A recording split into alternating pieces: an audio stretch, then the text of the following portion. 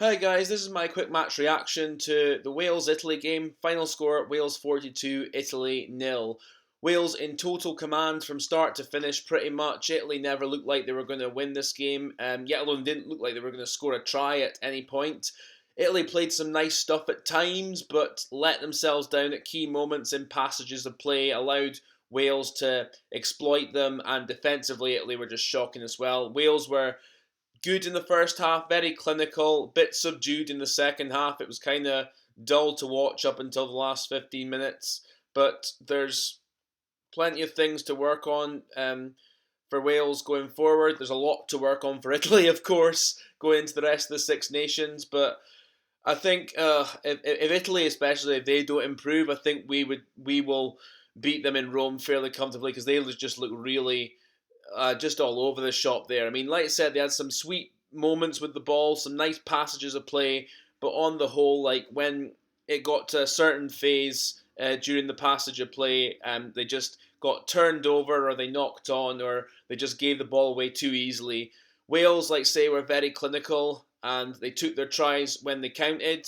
And apart from obviously that George North try that got disallowed, they looked super clinical, like say.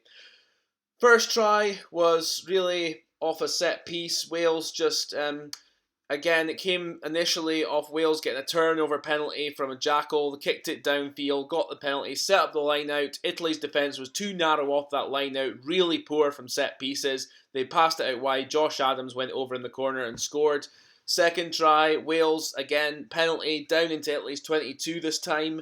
They went through the phases off a drive after a driving maul, set up really well. Dan Biggar with a Carlos Spencer-esque pass through the legs, went to Josh Adams on the wing. He scored his second try, and it was 21-0 at halftime to Wales. Second half, again, it was fairly subdued. The first 10, 15, 20 minutes, just not a lot happened. It was just kind of boring to watch, really. But as it went on, Wales just got more into it. Off a counter-attack, they went through the phases a bit. Nick Tompkins exploited Italy's really slow defence. Italy were really poor in defence for the entire game, pretty much. But Nick Tompkins exploited it after phases of play, went through the middle, scored under the post. And then after that, George North, after that disallowed try, they just went through the phases in Italy's 22. George North scored fairly comfortably. And then to finish off, Josh Adams got his hat-trick at the end. Again, just Italy trying to play out from their own half. They knocked it on. Wales capitalised. George North made a break, got tackled. They went through some phases, and Josh Adams, being a brilliant finisher he is, finished the try off and finished his hat-trick, making the score 42-0. Wales, as I said, difficult to gauge where they're really at under Wayne Pivac because they've got better opponents to come. Against Ireland next week, they've got improving to do, especially at scrum time. I thought the line-out Wales were pretty good today.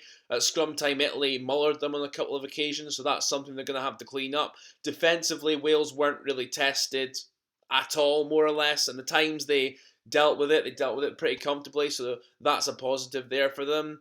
Italy going forward, France next week, massive improvements needed from them if they're going to make that a competitive game at all.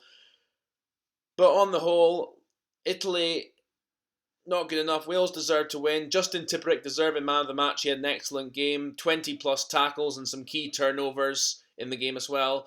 That's all I've got to say on the match, lads and ladies. Hopefully, yeah, like what I had to say. Sorry if it's rambling a few places. And I'm going to look forward to the Ireland-Scotland game. Praying for Scotland. But thank you for listening, and I'll catch you later on.